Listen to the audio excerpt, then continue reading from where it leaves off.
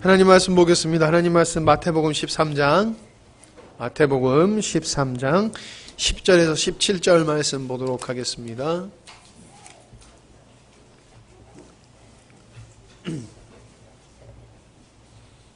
마태복음 13장 10절에서 17절 말씀입니다.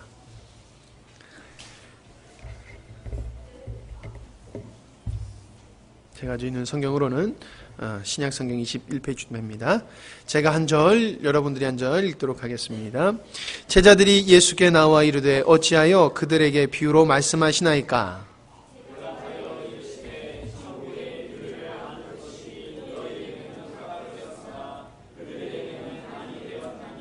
무릇 있는 자는 받아 넉넉하게 되되 없는 자는 그 있는 것도 빼앗기리니라.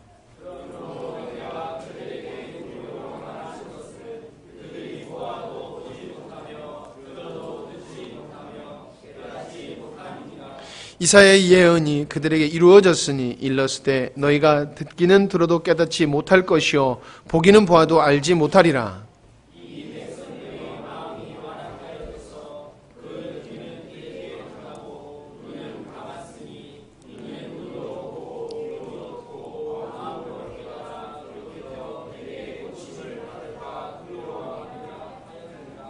그러나 너희 눈은 봄으로 너희 귀는 들음으로 복이 있도다.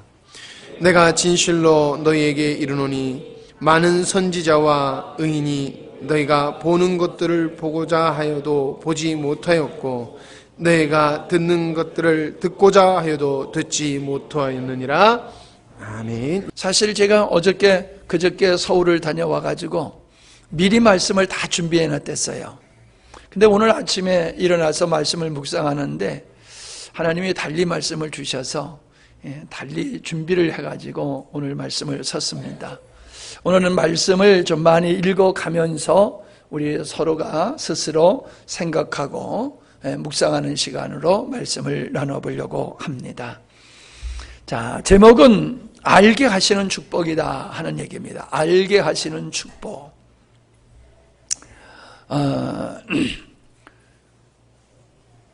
지난주에 제가 차를 여기다 우리 교회 차를 세워놓고 세차를 해야 되겠다라고 세워놓고 잠깐 뒤에 돌아서 몇 걸음 갔다가 돌아다 보니까는 차가 뒤로 미끄러지고 있더라고요.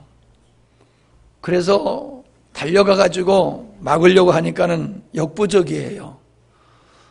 잘못하면 이거 큰일 나겠다 해서 차 꽁무니를 하여간에 저 산 쪽으로 열심히 밀었더니 이렇게 미끄러지면서 가서 슬쩍 부딪혔어요.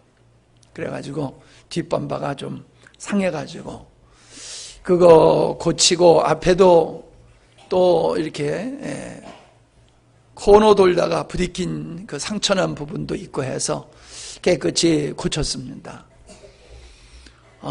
여러분 차를 타고 여행을 합니다마는 내가 타는 차가 문제가 있다, 혹은 제동장치가 제대로 안 듣는다, 만약에 그렇다라고 하면은 그런 차는 절대로 안 타실 것이지요. 침몰할 수 있는 배, 착륙할 수 없는 비행기 절대로 안 탈 것입니다. 내가 가는 길이 어떤 길이냐라고 하는 것을 모르고 무작정 가는 사람도 없을 것입니다. 우리는 나름대로 인생의 길을 다 걷고 있습니다. 우리가 눈을 깨면은 동선이 생기지요. 우리가 가는 길이 있다는 겁니다. 사람마다 다 사는 삶의 길이 있다는 거예요. 근데 내가 가는 길이 어떤 길인지를 모르고 무작정 간다? 그건 어리석은 인생이 될 수밖에 없고 성공하는 인생이 될 수가 없겠지요. 그러기 위해서는요, 우리는 반드시 알아야 될 것이 내가 누구냐를 아는 것입니다. 여러분, 내가 누군지 모르고 열심히 산다라고 한들 그 무슨 의미가 있겠습니까? 내가 얼마나 건강한지를 알아야 됩니다. 우리가 어떤 문제를 가지고 있음에도 불구하고 문제를 모르게 되어지면은 사고가 발생하고 불행한 사건들이 발생하게 되어지는 것을 우리가 경험하지 않았습니까? 사실 내가 살아가면서 겪게 되어지는 많은 문제들은 내가 누군지를 모르기 때문에 그래서 일들이 발생하는 것이라는 거예요. 제가 차를 중립으로 놓은 걸 모르고 파킹으로 놓은 건 줄 알고 내렸어요. 파킹에다 놔야지 되는데 중립으로 놓고 이게 파킹한 줄 알고 내렸더니 처음에는 서 있다가 약간 여기가 비아리잖아요. 경사졌잖아요. 그러니까는 흐르기 시작하더라는 거지요. 우리가 그처럼 착각하고 산다는 거예요. 나는 건강해. 그런데 건강하지 않아요. 아, 나는 믿음 있어. 근데 사실은 믿음이 없어요. 이러한 문제에 사람들은 자기의 수준을 착각하고 있어요. 자기의 건강이라든가 자기의 능력이라든가 자기의 영성을 착각하고 있어요. 사실은 어떻게 보면은 주님이 원하는 분량에 한참 못 미치는데도 불구하고 자기 나름대로 자기를 평가할 때에 괜찮은 믿음의 사람으로 착각하고 있지요. 주변의 사람 믿음 좋으면요, 나도 그런 사람 같이 믿음 좋은 줄 알아요. 예. 주변의 사람들의 수준에 따라서 나도 뭐 그런 수준의 경제력을 가지고 있고 사회적인 지위를 가지고 있고 능력을 가지고 있는 줄로 사람들이 착각하고 살더라고요. 절대로 그렇지 않아요. 아버지가 부자라고 해서 아들이 부자가 아니잖아요. 우리는 이처럼 자기를 모름으로 말미암아 많은 일들이 발생하게 되어지는데 우리가 세상에 많은 것을 안다 할지라도 진짜 알아야 될 것이 뭐예요? 내가 누구냐를 알아야 되는 것이고 하나님이 누구냐를 알아야 되는 거예요. 많은 사람들이 세상에 많은 학문을 가지고 있다 할지라도 자신이 누군 줄 모르고 하나님이 누군 줄 모르면 그 인생은 성공의 인생이라고 볼 수가 없는 거예요. 비록 내가 이 세상에서 한동안 잘 먹고 잘 살고 호강하고 자기가 원하는 인생을 살아서 아 나는 행복해, 아 나는 성공하는 인생을 살았어 라고 생각할지 모르지만 하나님은 아니다 라고 할 수가 있다는 거예요. 왜냐하면 우리 인생은 내가 나의 인생을 평가할 수 있는 게 아니에요. 인생은 내 맘대로 잘 살면은 그게 성공하는 인생이 아니라는 거예요. 하나님께서 인간을 만드시고 하나님께서 우리를 인도하시고 하나님이 우리에게 원하는 삶을 사는 것이 그게 성공의 인생이지 그냥 내가 누군지도 모르고 그냥 내 좋은 대로만 살아가는 것을 인생의 성공으로 사람들이 생각하는데 그건 착각이라는 거예요. 그것이 착각이라고 하는 것을 이 세상에서는 모르겠지요. 깨닫지 못하겠지요. 그러나 하나님 앞에 서게 되어지면은 아, 내 인생을 잘못 살았구나. 그렇게 깨닫게 될 터인데 그때는 후회할 수밖에 없다라고 하는 것입니다. 오늘 읽은 마태복음 13장의 말씀은 제가 많이 오해를 했던 말씀이에요. 이 우리 번역상 우리가 오해할 수밖에 없었던 그런 요인이 있었는데 제가 여러 그 번역서를 읽어보다 보니까는 아, 내가 이 말씀을 잘못 오해한 부분이 있었구나 라고 하는 것을 발견하게 되었습니다. 자, 그게 뭐냐면은 비유의 말씀을 왜 하셨느냐라고 하는 거예요. 우리가 어떤 설명을 하다가 사람들이 이해를 못하면은 어떤 예화를 들고 비유를 들어서 설명하게 되잖아요. 마찬가지예요. 예수님께서도 진리를 말씀하실 때 천국을 이야기할 때에 보이지 않는 천국을 설명하는 것이 쉽지는 않잖아요. 인간들이 이해하기가 어렵잖아요. 그래서 진리를 얘기하실 때에는 예수님은 여러 가지 비유를 들어서 말씀을 하셨어요. 근데 저는 오해를 했던 게 뭐냐 하면은 구원받을 자들에게는 비유가 축복이지만은 구원받지 못할 자들에게는 이 비유가 그들로 하여금 진리를 깨닫지 못하게 한 거다. 이렇게 제가 오해를 했댔어요. 근데 그게 아니더라고요. 자, 이제 설명을 하면은 그런 말씀들이 나오게 되어집니다. 자, 11절을 한번 보시기 바랍니다. 자, 여기 보면 허락된 자가 있고 허락되지 않는 자가 있어요. 천국의 비밀이라는 거지요. 천국은 어떤 것인가? 천국의 삶은 어떤 것인가? 어떻게 천국에 갈 수 있는 자가 될 것인가? 이러한 것이 비밀이라는 거예요. 비밀. 그래서 어떤 사람에게는 비밀이 열려져 가지고 그 천국에 대한 진리를 소유하고 구원받는 자가 있기도 하지만은 어떤 사람들은 천국에 대한 진리가 여전히 비밀스러운 것 같이 닫혀 있음으로 말미암아 들어도 보아도 깨닫지 못함으로 말미암아 구원받지 못한다라고 하는 것을 좀 끄세요. 성경을 골로 꺼. 구원을 받지 못하게 된다라고 하는 거지요. 근데 저는 구원을 받지 못하게 하신다라고 오해를 했던 거예요. 자, 그러면은 분명히 여기 말씀해 보면 허락된 사람이 있고 허락되지 않는 사람이 있는데 12절을 보기 바랍니다. 제가 현대의 성경으로 읽을 테니까 여러분은 본문을 보시면서 비교하며 들으시길 바랍니다. 12절입니다. 있는 자에게는 더 주어 넘치게 하고 없는 사람은 가진 것까지도 빼앗길 것이다. 그럼 마태복음 25장의 달란트의 비유의 말씀이 생각이 나지요. 자, 13절입니다. 저들은 보아도 알지 못하고 들어도 깨닫지 못하므로 나는 저들에게 비유로 말한다. 왜? 보아도 들어도 깨닫지 못하니까 깨달을 수 있도록 내가 비유로 말한다 라고 말씀을 하는 거예요. 자, 여기서 12절에 보면은 받은 자, 있는 자는 더 넘치게 되고 없는 자는 더 빼앗기게 된다고 하는 게 뭡니까? 진리를 사모하는 사람에게는 진리가 점점 확대되어지는 은혜를 입게 되지만은 진리를 깨닫는 은혜가 진리에 대해서 관심을 갖지 않는 그런 사람들은 계속해서 진리에 대해서 무지한 자가 된다는 거예요. 왜 우리가 그런 얘기를 하지 않습니까? 돈이 돈을 번다고요. 돈이 돈을 번다고.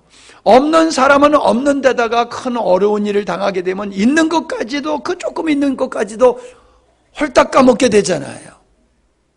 그와 같이 이 세상의 비유를 가지고 말씀하시는 거예요.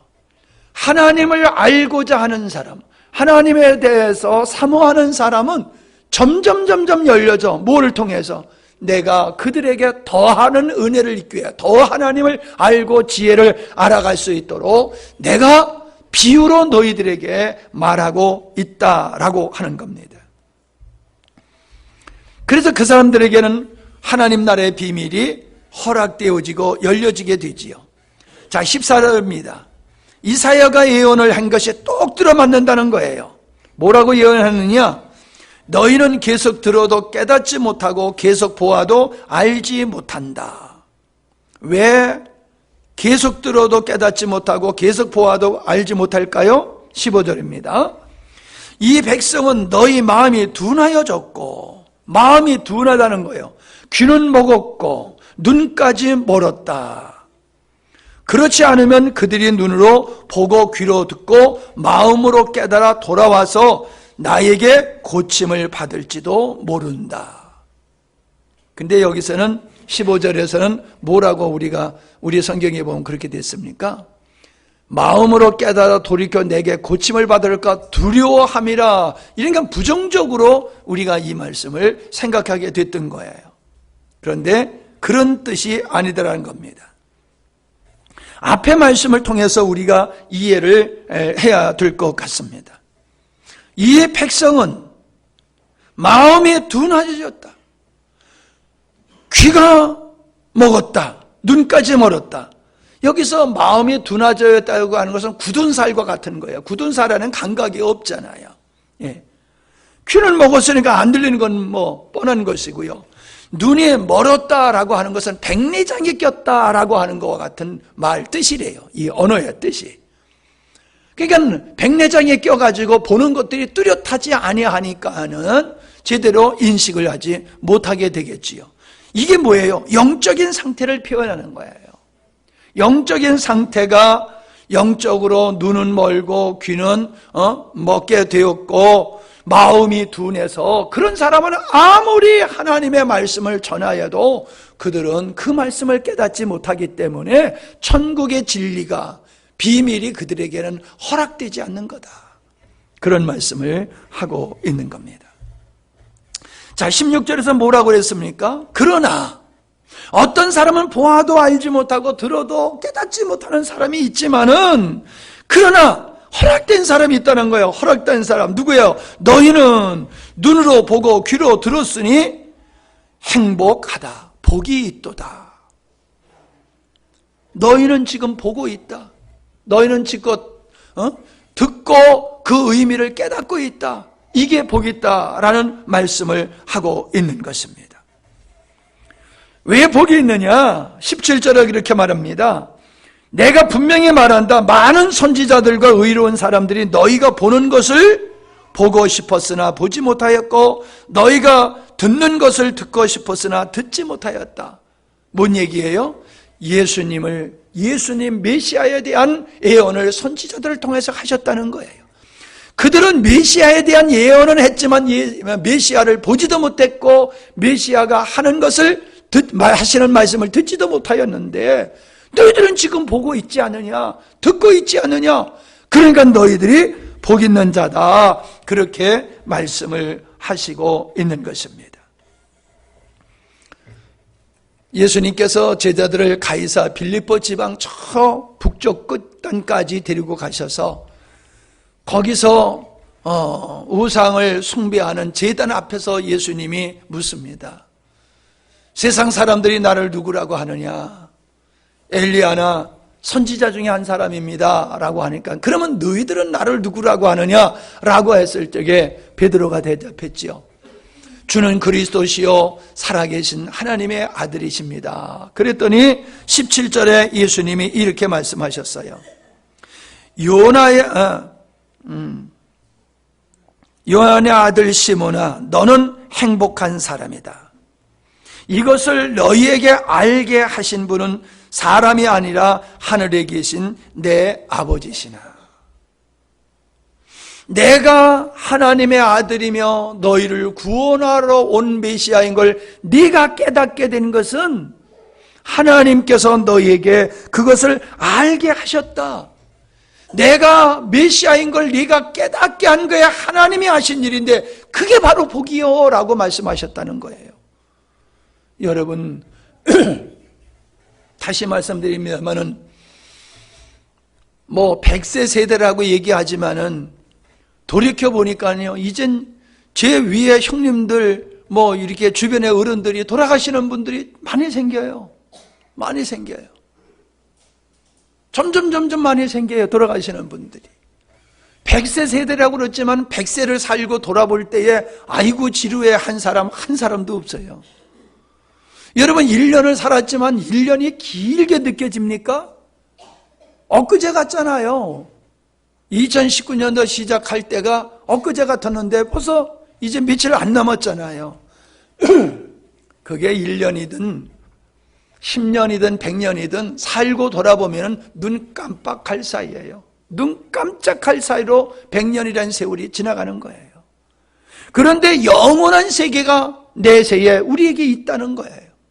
이 영원한 세계에 하나님과 영생을 누릴 수 있는 이 길로 들어가는 사람이 있는가 하면 지난주와 같이 영원히 불타는 지역, 꺼지지 않는 불 속으로 들어가서 구더기도 타 죽지 아니하는 고통만 주는 불 속에서 영원히 고생하는 사람이 있다는 거지요. 그런데 우리가 하나님께서 우리에게 은혜를 주셔서 하나님을 알게 하시고 예수님이 누군지를 알게 하시고 우리로 하여금 구원의 길을 볼 수 있고 깨닫게 하셔서 그걸 믿음으로 우리로 하여금 영생에 이르게 하신 것이 이게 얼마나 축복이냐는 거예요. 여러분, 건강할 때에 좋은 것도 좋은 거지요. 내가 건강하지 않으면 세상에 좋은 것은 아무것도 없어요. 내가 건강하니까는 가족들도 소중해요. 내가 죽을 것 같은 고통에 있어 보세요.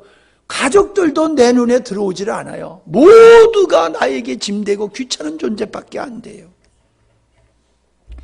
세상에 좋은 것은 영원한 것이 없습니다. 상대적인 거예요. 그런데 어리석게도 많은 사람은 그 배설물과 같은 것을 영원한 가치 있는 것으로 여기고 그것을 거기다 목숨을 걸고 살아간다는 거예요. 이게 불쌍한 사람이지요. 비록 그가 출세하고 세상적으로 성공했을지 몰라도 그 사람은 복받은 사람이 아니에요. 왜요? 그가 가는 길은 멸망의 길, 지옥으로 가고 있거든요. 지금 그가 살아가는 일은 자기가 행복하다고 생각할지 모르지만은 그는 지금 하나님의 진노를 쌓고 있는 거예요. 진노를. 돈을 많이 벌고 있다, 출세했다, 출세하면 출세할수록, 돈을 보면 돈을 벌수록, 인기가 더하면 더할수록 하나님의 진노를 쌓는 삶이 있다는 거예요. 그거는 축복이 아니고, 세상적으로 잘 되는 게 축복이 아니고 그건 저주지요. 저주. 비록 우리가 육체의 고난과 사업의 실패와 인생의 엄청 고난을 우리가 경험한다 할지라도 그것을 통해서 하나님을 알고 영원한 세계를 알고 진리를 알게 되어지면 그것이 축복이라는 거예요. 아멘? 믿음의 사람은 그것을 선택하고 그걸 기뻐하는 거예요. 요한복음 1장 7절을 보면은 예수님은 빛으로 이 땅에 오셨다는 거예요. 그는 이 빛이 대하여 증거하여 사람들이 자기를 통해 믿도록 하기 위해서 왔다. 요한을 얘기하는 거예요. 요한은 그는 빛이 아니었으며 다만 이 빛에 대하여, 예수님에 대하여 증거하러 온 그뿐이었다. 9절입니다. 세상에 와서, 예수님이 세상에 와서 모든 사람을 비추는 참 빛이었다. 모든 사람은 어떤 사람이요? 눈이 가리워져 가지고 어두운 가운데 소경으로 진리를 보지 못하는 어두운 가운데 있는 사람이지요. 모든 이러한 사람에게 비치는 참 빛이었다. 그분이 세상에 계셨고 세상은 그분을 통해서 만들어졌는데도 세상이 그분을 알지 못했다. 그리고 자기 땅에 오셨으나 자기 백성들까지 그분을 영접지 않았다라고 하는 겁니다. 왜요? 모르니까. 이 모르니까는 이 축복이 자기 앞에 왔어도 영접지 않았다는 거예요. 12절이에요. 그러나 역전해요. 그러나 그분은 자기를 영접하는 믿는 사람들에게 하나님의 자녀가 되는 특권을 주셨다. 이 사람들은 하나님의 자녀가 되는 사람이죠. 이 사람들은 예수님을 영접하는 믿는 사람들, 하나님의 자녀가 된 것은 핏줄이나 육적인 욕망이나 사람의 뜻으로 된 것이 아니라 하나님의 뜻에 의해서 된 것이다. 하나님의 전적인 은혜에 의해서 예수님을 영접하게 됐고 그로 말미암아 하나님의 자녀가 되는 이 영광의 자리에 이르게 되었다. 이게 축복이잖아요. 하나님의 자녀가 된다라고 하는 것이 무엇과도 바꿀 수 없는 축복임을 믿습니까? 우리는 하나님의 자녀의 신분을 목숨을 걸고 지켜야 될 자들이에요. 왜? 하나님의 자녀라고 하는 거에 어떤 것을 우리는 알기 때문에 절대로 하나님의 자녀의 그 특권을 우리는 놓을 수가 없는 거예요. 그래서 사람들은 순교를 하면서도 그 자녀의 자리를 지키고 있지 않습니까? 왜요? 이게 세상에서 비교할 수 없는 하나님의 축복이기 때문에 그런 것입니다. 우리는 요한복음 16장 8절에 보면은 성령이 오시면 죄와 의와 심판에 대하여 세상에 잘못 생각하고 있는 점들을 깨우쳐 주실 것이다. 성령이 오시면은 죄가 뭔지를, 의가 뭔지를, 심판이 무엇인지를 깨닫게 가르쳐 주신다는 거예요. 성령이 오시면. 왜 많은 사람이 멸망의 길에서 안전한 줄 알고 거기 머물러 있습니까? 그들은 자기가 처한 곳이 얼마나 저 하나님 앞에서 두렵고 저주스러운 것인지를 그들은 모르고 있기 때문에 그런 거예요. 그런데 성령이 오시면 그걸 깨닫게 안 되는 거예요. 내가 지금 살아온 인생의 멸망의 길로 가고 있었다는 걸 깨우쳐 주신다는 거예요. 우리의 생각과 우리의 삶의 가치관이 잘못된 것을 깨우쳐 주시고 이 세상이 영원할 것 같지만 아니다. 이 세상은 반드시 하나님의 심판 앞에 있을 것이다 라고 하는 것을 성령이 와서 귀뜸해 준다는 거예요. 깨닫게 해주신다는 거예요. 그러니 여러분 생각해 보세요. 소돔과 고모라가 멸망당할 때에 천사가 와서 가르쳐 줬잖아요. 하나님이 이 성을 불로 심판할 거야. 가르쳐 줬잖아요. 그것을 믿는 사람은 구원을 받았지만은 믿지 않고 농담으로 여기고 전혀 몰랐던 사람들은 다 멸망당했잖아요. 여러분, 우리가 이 세상의 마지막에 심판이 있다라고 하는 거, 지옥이 있다라고 하는 걸 성령께서 우리에게 깨닫게 해주신 게 축복인 줄로 믿습니다.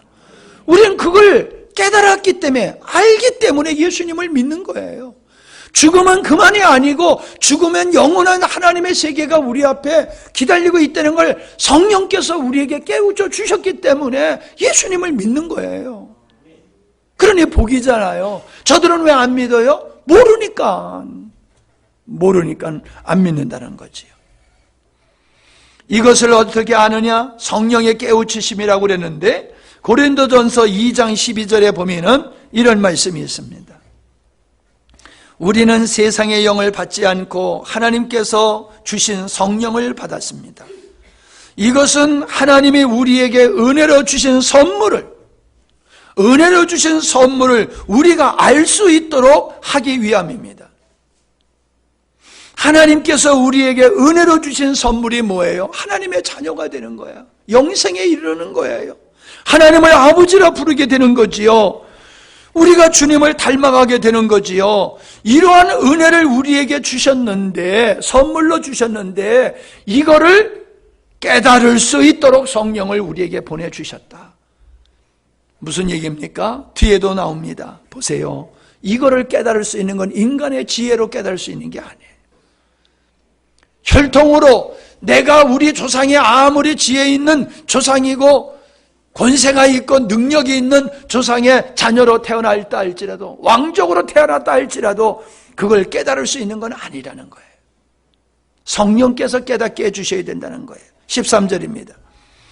이것을 말하는데도 우리는 인간의 지혜에서 난 말로 하지 않고 성령님이 가르치신 말로 합니다. 다시 말해서 영적인 진리는 영적인 말로 설명하는 것입니다. 거듭나지 못한 자연인은 하나님의 성령이 주시는 것을 받아들이지 않습니다. 왜요? 영적으로만 이해할 수 있기 때문에. 그들에게는 어리석게 보일 뿐만 아니라 그들은 그것을 깨달을 수 없습니다. 깨달을 수도 없습니다.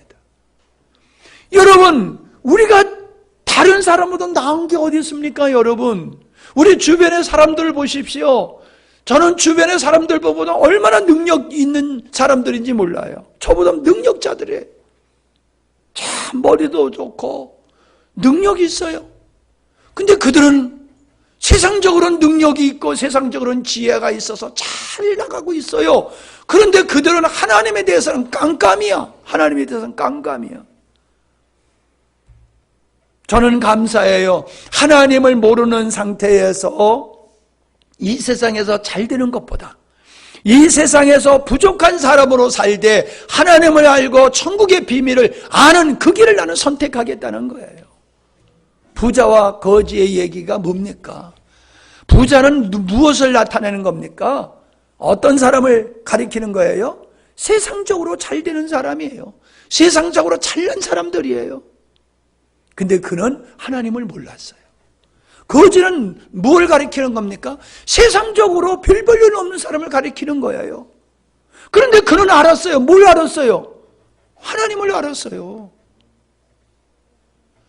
이 세상에서는 삶이, 부자의 삶은 날마다 연락, 파티했다는 거예요. 거지의 삶은 맨날 얻어먹고 살았다는 거예요. 그렇게 차이가 있을지 몰라도 진짜 누가 복이 있냐는 거예요. 누가? 하나님을 아는 자가 복이 있다는 거예요. 왜? 이 세상의 전부라고 하면 그 말은 진리가 아니지요. 영적인 것, 하늘의 비밀이라는 것들은 성령이 알게 하셔야지만이 알다는 거예요. 근데 우리가 그 은혜를 잊고 있다는 거예요. 할렐루야. 얼마나 감사합니까, 여러분? 하나님이 이걸 알게 못하게 하셨으면 우리가 어떻게 될 뻔했어요? 영원한 멸망에 빠질 수밖에 없었던 우리들이에요. 그런데 부족한 나에게 어떻게 하나님께서 그 신령한 하늘의 세계의 것을 보고 깨닫게 하셨냐는 거예요. 너무나 큰 은혜이지요.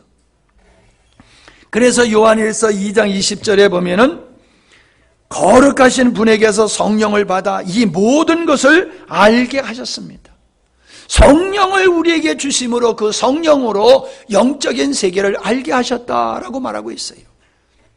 여러분, 성경을 학문으로 알아가는 분들이 있어요. 성경을 학문으로 연구해가지고 진리를 깨닫는 사람이 있어요. 그런 사람들이 대부분 학자들이에요. 신학자들이에요. 대단해요. 그런 사람들 성경을 이렇게 풀어서 써놓은 거 보면은 나는 발꿈치도 못 따라갈 것 같아요. 그런데 그들은 인간의 지혜로 진리를 알아가는 데는 탁월할지 모르지만 믿음이 없어요. 믿음이. 알기는 다 알아. 근데 믿음이 없어요. 왜요? 그 아는 것이 성령의 역사로 아는 것이 돼야지 사람의 지혜로 아는 것은 능력이 되지를 않아요. 그러니까 모태신앙이라 할지라도 성령의 깨우침을 통해서 성령의 조명을 통해서 깨달은 거는 믿음이 돼요. 믿음의 능력이 돼요. 그런데 아버지가 목사님이고 아버지가 장로님이고 어머니가 권사님이고 그렇게 해서 내가 어릴 때서부터 자동적으로 교회 나가가지고 크리스찬이 되었다고 그래서 알게 되는 지식은요, 그거는 믿음의 능력이 되지를 않아요. 성령이 우리에게서 깨우쳐 주신 것만이 우리에게 믿음의 실체가 되는 것이다. 베드로후서 1장 9절에는 영적인 것을 모르는 사람을 소경이라고 얘기하고 있어요. 세상의 모든 것을 다 안다 할지라도 영적인 하나님에 대해서 모르면 그 사람은 소경이야 라고 말하고 있다는 거예요. 여러분, 소경이 사람 소경을 인도하면 어디로 가겠습니까? 영적인 하늘의 비밀을 모르면서 목회한다라고 하면은 그런 목회자를 따라가는 성도들은 천국 갈 줄 알다가 다 지옥에 빠지게 되겠지요. 우리는 이 땅의 것을 알기 위해서 모인 사람들이 아닙니다. 이 땅의 것을 얻기 위해서 모인 사람들도 아닙니다. 우리는 하나님의 은혜로 영적인 세계를 알게 하셔서 우리는 그 생명의 길을 가는 사람들인 줄로 믿습니다. 우리가 복 있는 사람이에요. 자, 옆에 있는 분에게 한번 축복하세요. 당신은 복받은 사람입니다. 네. 그 앞에 있는 사람한테도 옆에 혼자 있는 사람한테도 좀 해줘요. 한번 또 이렇게 물어봐. 당신 진짜 복 받았어? 네. 당신 진짜 복 받았어? 복 받은 척하고 앉아있지 마. 진짜 복 받았어? 물어봐야 돼요. 왜요? 제가 목회를 하면서 느끼는 게 그거예요. 복도 못 받고 복 받은 척하면서 저주 가운데 있는 사람들이 너무나 많더라라고 하는 겁니다. 보세요. 성경에 보면 성경을 연구하고 성경을 가르치는 서기관들, 율법사들이 하나님에 대해서 몰랐어요. 성경을 그렇게 잘 알면서도 하나님을 몰랐어요. 예수님도 몰랐어요. 유다는 3년 동안이나 하나님이신 예수님, 육체를 입으신 하나님과 같이 살아가면서도 그분이 누군지를 몰랐어요. 여러분은 제가 누군지 아시겠지요? 근데 저를 모르는 사람도 있을까 봐 걱정이에요. 네? 여러분은 저를 알아야지 돼요. 저를 알아야 돼요. 저를 모르면은 복음을 알 수가 없어요. 저를 알아야지 여러분이 복음을 깨닫는 자리로 나갈 수가 있습니다. 여러분이 저를 알면은 제가 여러분을 얼마나 사랑하는지를 알 거예요. 근데 저를 모르면은 제가 여러분을 사랑하는 것을 귀찮게 여겨요. 간섭한다고 생기고 잔소리한다고 생각하고, 그렇게 생각할 거예요. 여러분이 저를 알면은 제가 여러분에게 싫은 소리를 해드려도 할렐루야 할 거예요. 왜요? 부모님이 여러분에게 모질게 해도 자녀들은 부모님의 품으로 파고드는 것은 부모님이 나를 사랑한다는 걸 알기 때문이잖아요. 우리는 하나님을 알아야 됩니다. 성경을 달달달달 외워도 하나님의 창조의 의도와 그 역사를 이루어 가시는 하나님의 경륜과 그 경륜의 중심에 서 계신 예수님의 십자가와 부활을 모른다라고 하면 영적인 소경이에요. 성경을 가르친다 할지라도 이 복음의 진수를 모르면은 그 사람은 영적인 소경이라는 거지요. 그래서 하나님을 아는 것이, 예수 그리스도를 아는 것이 바로 영생이다. 요한복음 17장 3절에서 말씀하셨잖아요. 아는 것이 영생이라는 거예요. 아는 것이 구원이라는 거예요. 앞에 설명 쭉 했잖아요. 예? 앞에 설명 쭉 했잖아요. 왜 성령을 보내주시고 예수님이 누군 줄을 알고 비유로 말씀하시는 이런 이야기들을 제가 앞에서 성경을 찾아가면서 같이 말씀드리는 게 뭡니까? 그 말씀들의 내용은 뭐예요? 하나님을 아는 게 구원이라는 거예요. 하나님을 아는 게. 근데 그 하나님을 알게 하는 게 성령이 하시는 일이라는 거예요. 그러니까 내가 교회를 아무리 오래 다녔어도 성경의 박사라 할지라도 진짜 머리로 아는 하나님이 아니라 가슴으로 아는 하나님이 없으면 그 사람은 가짜라는 거예요. 영생이 그에게 없다는 거예요. 여러분, 내가 무엇을 보고 있다라고 하는 것은 눈이 열렸다는 것이고, 내가 음악을 듣고 있다는 것은 귀가 열렸다는 것이지요. 이게 축복이라는 거예요. 하나님이 누군지를 네가 알고 있는 것은 네 스스로 아는 게 아니야. 진리를 깨달은 것은 네 스스로 연구해서 내 지혜로 아는 게 아니야. 하나님의 축복으로 네가 그런 은혜를 입고 깨달은 거야. 할렐루야. 자, 로마서 10장을 보세요. 로마서 10장 9절입니다.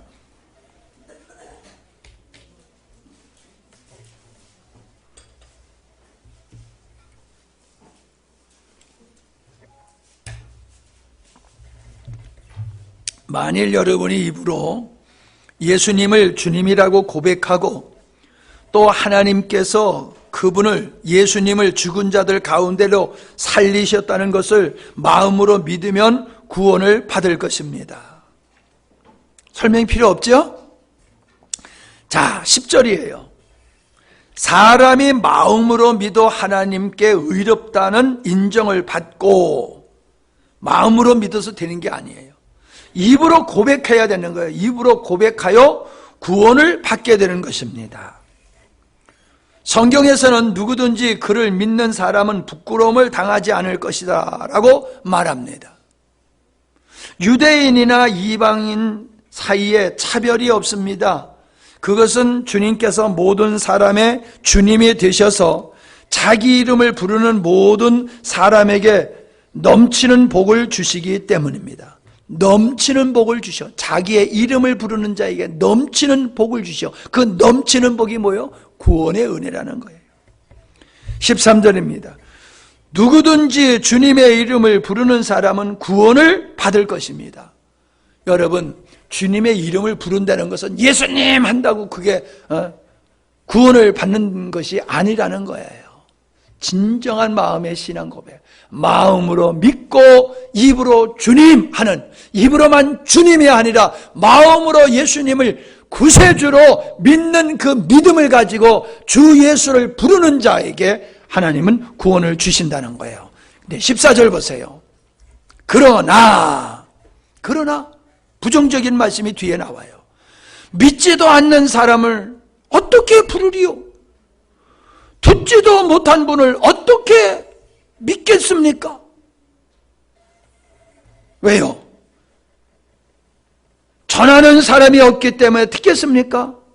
전하는 사람이 없이 어떻게 듣겠습니까? 또 또 보내심을 받지 않고 어떻게 전하겠습니까? 이것은 기쁜 소식을 전하는 사람의 발이 참으로 아름답구나라고 한 성경 말씀과 같습니다. 이 말씀이 그거예요. 사람은 하나님의 말씀, 주님의 말씀을 들음으로 말미암아 어떻게 되는다는 거예요? 믿음이 생긴다는 거예요. 믿음이. 근데 전하지 않는 사람이, 전하는 사람이 없으면 어떻게 복음을 듣고 그 들은 복음을 깨닫고 믿고 예수님을 부르짖으며 그의 이름을 부르며 구원을 받겠느냐? 그러니까 말씀, 복음을 전하지 아니하면은 사람들이 복음을 들을 수 있는 기회가 없기 때문에 복음을 듣지 못하면 믿음이 안 생긴다는 거예요. 그러니까 복음 전하는 게 얼마나 중요하냐 그 얘기를 하는 거지요. 19절, 16절입니다. 그러나 모든 이스라엘 사람이 다 기쁜 소식을 받아들인 것은 아닙니다. 이사야는 주님, 우리가 전하는 것을 누가 믿었습니까? 라고 말합니다. 그러므로 믿음은 듣는 데서 생기고 듣는 것은 그리스도의 말씀에서 비롯됩니다.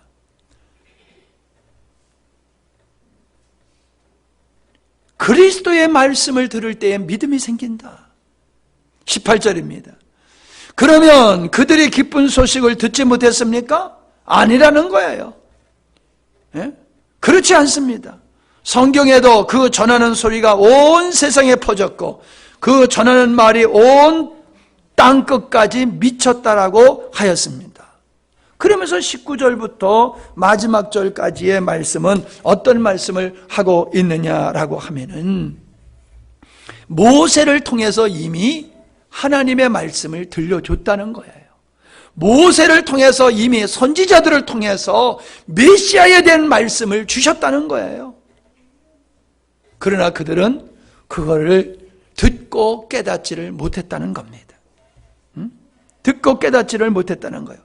이사야를 통해서도 하나님께서 이미 말씀을 하셨다는 거예요. 선지자를 통해서. 그러나 그들이 듣고 듣고 깨닫지를 못했다라고 하는 겁니다. 자, 그러므로 말씀의 결론은 이겁니다. 요즘 제가 계속 축복이라는 주제를 가지고 말씀을 나누고 있는데 내가 받은 하나님의 축복, 구원의 축복이 얼마나 큰지는 성경이 이미 선언하고 있는 겁니다. 네가 하나님을 알아보고 예수님을 알아본 것은 최고의 축복을 받은 자야. 할렐루야. 여러분 인생을 초라하게 생각하지 마세요. 세상적인 가치관으로 여러분을 보지 마세요. 아이고 나는 생긴 것도 요래. 아이고 나는 능력도 요래. 아이고 나는 가진 것도 이래. 나는 보잘것없어. 아이고 이제 나는 나이도 먹어가지고 뭐 그래. 그렇게 세상적인 가치관으로 여러분을 보지 말라는 거예요. 또 주변의 사람을 그렇게 보지 말라는 거예요. 우리가 평가하는 관점은 세상적인 가치관으로 보는 게 아니라 그가 하나님이 누군지 예수님이 누군지를 그가 알고 있느냐 모르고 있느냐 그거를 보라는 거예요. 성경은 하나님을 아는 사람을 생명이 있는 자라고 말하고 하나님을 모르는 사람을 생명이 없는 자, 죽은 자, 멸망의 백성이라고 얘기하고 있어요.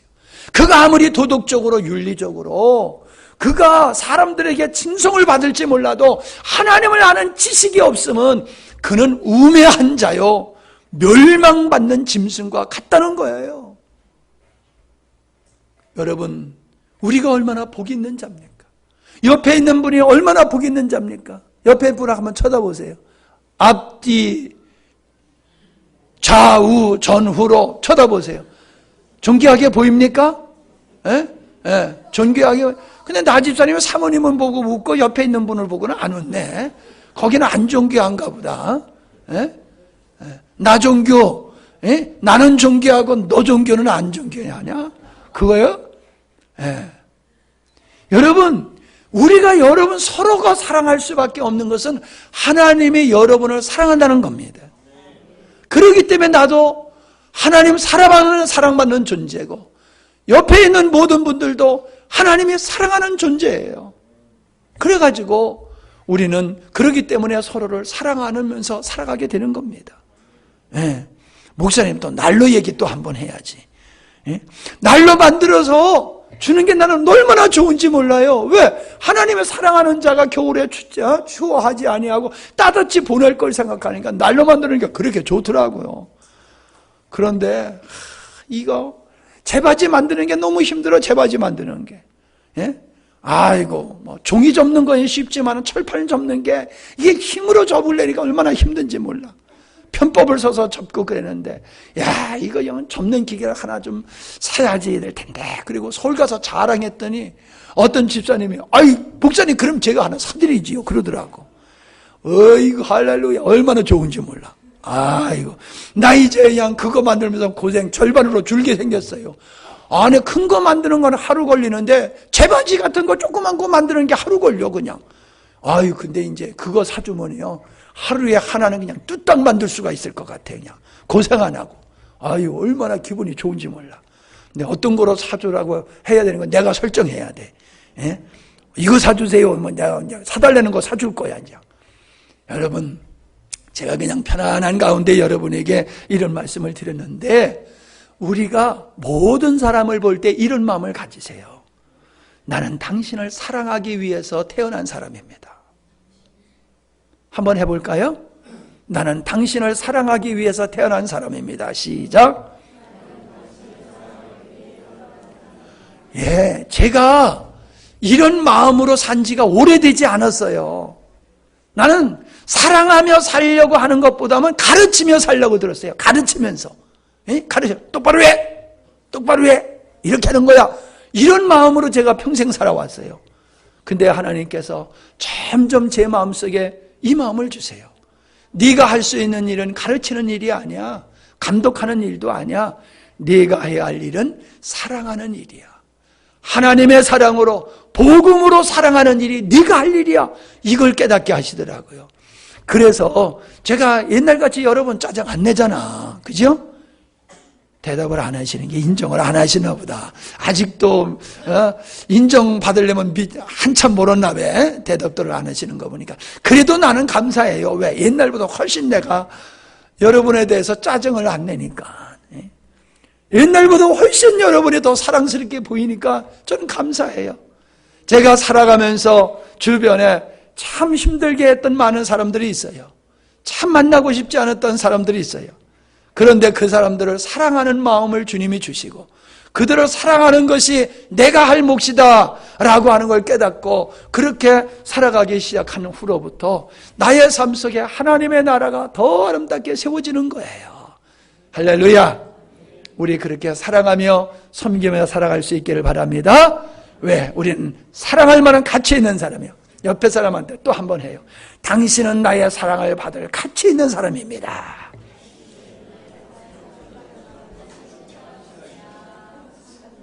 어떻게 하은이는 빤히 쳐다만 보고 있냐? 예. 오해할까봐 그러는 거야? 예. 지금 우리는 그런 차원에서 하는 얘기가 아니야. 예. 가만히 보니까는 잘못하면 오해할 것 같은가 봐. 그러니까 빤히 쳐다보고 막 있는데, 정말로 우리는 그렇게, 그런 마음을 가져야 돼요. 예. 당신은 나의 사랑받을 만한 가치 있는 사람이야. 반대로 얘기하면 나도 마찬가지지요. 나는 당신의 사랑을 받을 만한 가치 있는 사람입니다. 당신은 나의 사랑을 받을 만한 가치가 있는 사람입니다. 똑같은 거죠? 네. 그럼 바꿔서 한 번씩 해봐요. 또 한 번 해봐요. 네? 당신은 나의 사랑을 받을 가치 있는 사람입니다. 헷갈리지요, 지금? 아니, 당신은 나의 사랑을 받을 가치 있는 사람입니다. 나는 당신의 사랑을 받을 가치 있는 사람입니다. 똑바로 하세요. 그거야, 그거는. 예? 할렐루야. 여기에 하나님의 나라가 이루어지는 거예요. 여기에 하나님의 나라가 이루어지는 거예요. 나는 사랑받을 가치가 있고 너는 안 돼. 이러면 거기 하나님의 나라가 이루어지지 않아요. 호세아 선지자는 그렇게 말했어요. 하나님을 알자. 힘써 하나님을 알자. 제가 깨달은 건 그거예요. 믿음의 분량은 어디 있느냐? 성경을 아는 데 있는 게 아니더라고요. 믿음의 분량은 성경을 아는 데 있는 게 아니라 하나님을 알아가는 데 있더라고요. 하나님을 깊이 알아갈수록 우리는 주의 사랑으로 충만케 되어지고 사랑의 삶이 되어지는 줄로 믿습니다. 아멘. 기도하십니다. 하나님 아버지 감사합니다. 우리는 사랑받을 만한 사람이 되었고 사랑받을 만한 그런 사람으로 모든 사람을 바라보며 살게 하심을 감사함을 드립니다. 하나님의 나라는 주의 사랑으로 사랑함을 통해서 이루어지는 것을 깨달았습니다. 그렇게 사랑하며 살아갈 수 있는 근거가 바로 하나님이 우리로 하여금 내가 누군 줄을 알고 하나님이 어떠한 분인 줄을 알고 내가 지금 어떤 자리에 있는지를 알고 내 앞에 내 주위에 있는 사람들이 어떤 사람인 줄을 알게 하셨기 때문인 줄로 믿습니다. 아버지 하나님, 우리 영광스러운 교회 사랑하는 성도들은 모두가 놀라운 하나님의 축복을 받은 자들이며 그래서 서로가 피차 내 몸과 같이 사랑하는 아름다운 관계를 가지며 살게 해 주시옵소서. 예수님의 이름으로 기도하옵나이다. 아멘.